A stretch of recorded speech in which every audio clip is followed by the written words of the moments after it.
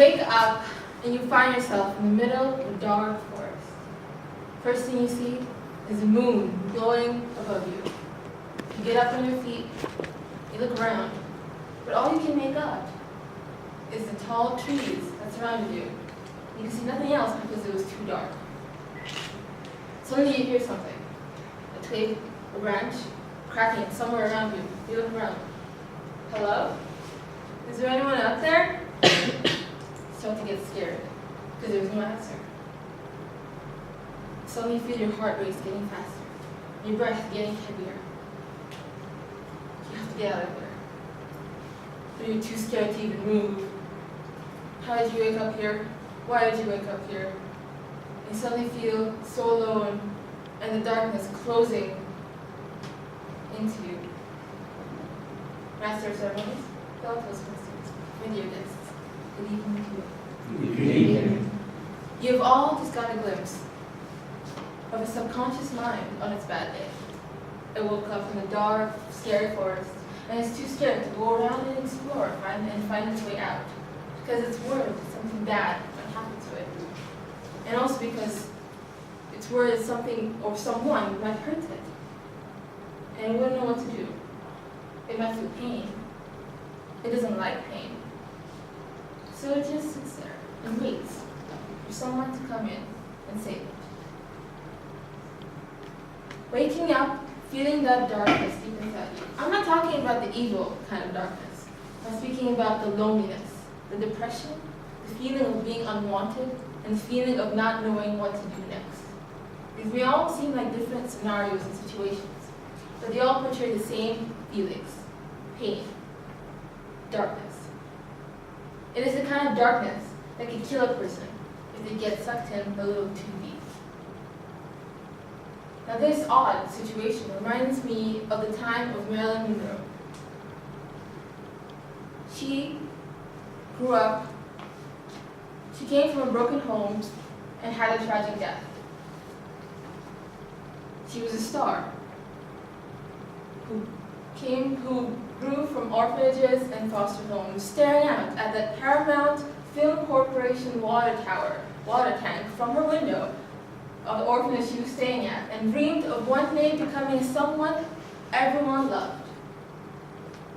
A photographer discovered her beauty when she was working as a factory worker at the age of 18, 19 years old. But she was known as Norma Jean back then and had brunette hair, not blonde. After she was found, her face was on magazines, calendars, posters. She was everywhere. By the end of that year, she had the chance to sign with 20th Century Fox. She dyed her hair platinum blonde and changed her name to Marilyn Monroe.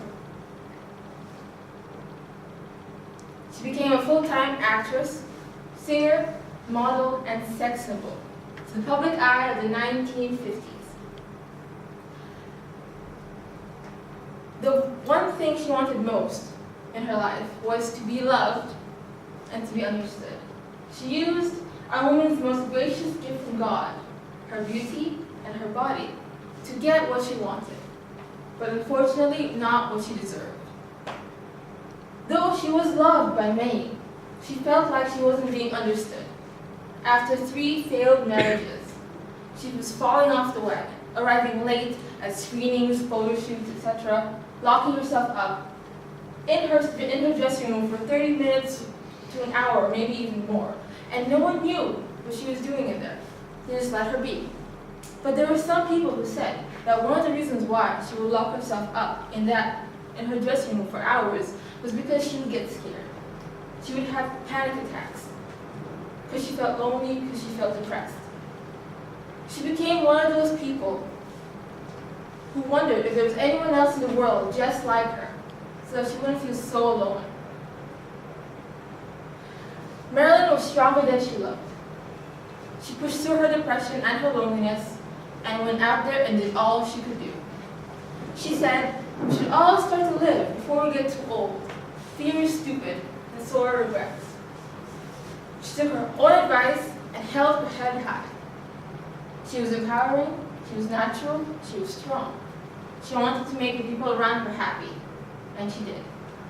until her untimely death. The darkness overtook her once more and never came back out.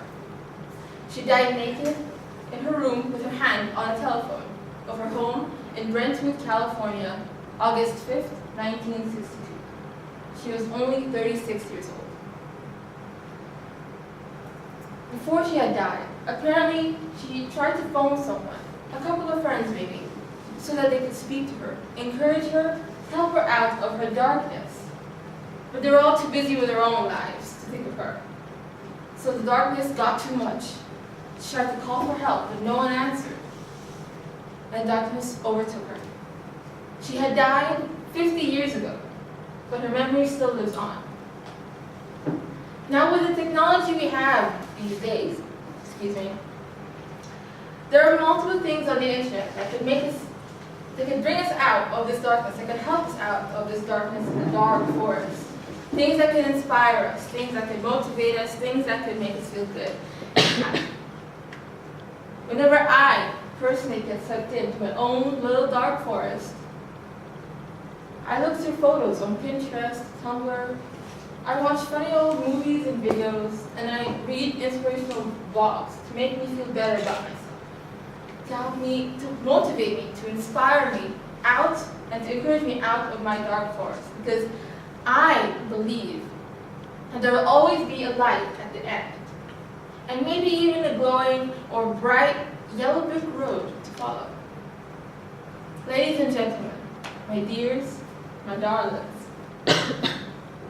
though Marilyn was unable to overcome her darkness, though she didn't have access to the technology or the things that we have today, I believe you all can overcome your own darkness and finding your light.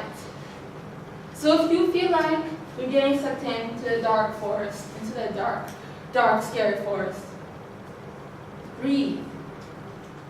Think happy thoughts. Call someone for help.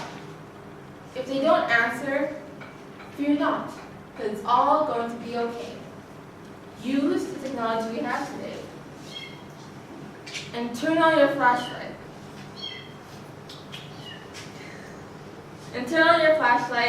Keep going forward.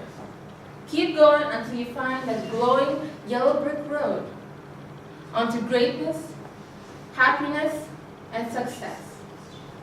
I hope you all find your light within your darkness. Thank you.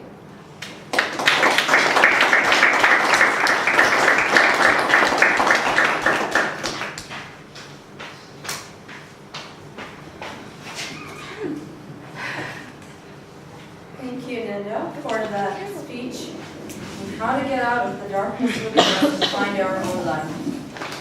Next, we'll introduce our third speaker, first our evaluator.